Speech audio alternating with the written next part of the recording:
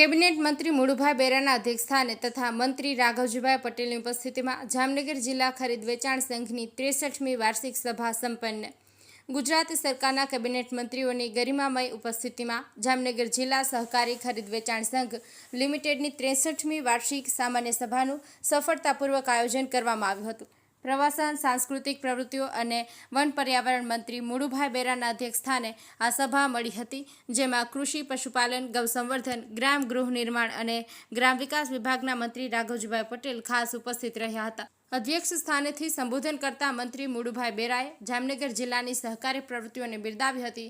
તેમણે જણાવ્યું હતું કે સહકારી સંસ્થાઓ ખેડૂતોની કરોડરજ્જુ સમાન છે।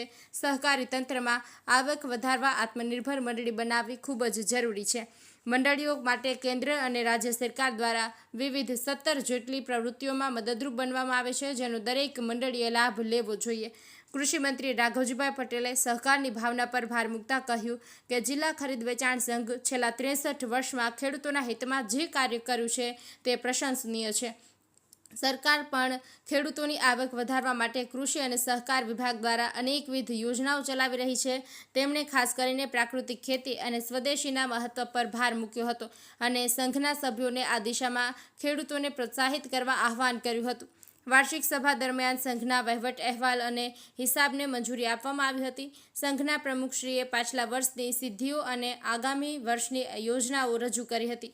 આ પ્રસંગે ખીમજીભાઈ ગોજિયા તેમજ ચંદ્રેશભાઈ પટેલ, સંઘના ડાયરેક્ટરશ્રીઓ, જામનગર જિલ્લા સહકારી બેંકના ચેરમેન જીતુભાઈ લાલ, એપીએમસીના જામનગરના ચેરમેન મુકુંદભાઈ સભાયા, જિલ્લા રજિસ્ટ્રાર, સંઘના સભ્યો, વિવિધ સહકારી મંડળીઓના પ્રમુખો, મંત્રીઓ ઉપસ્થિત રહ્યા હતા।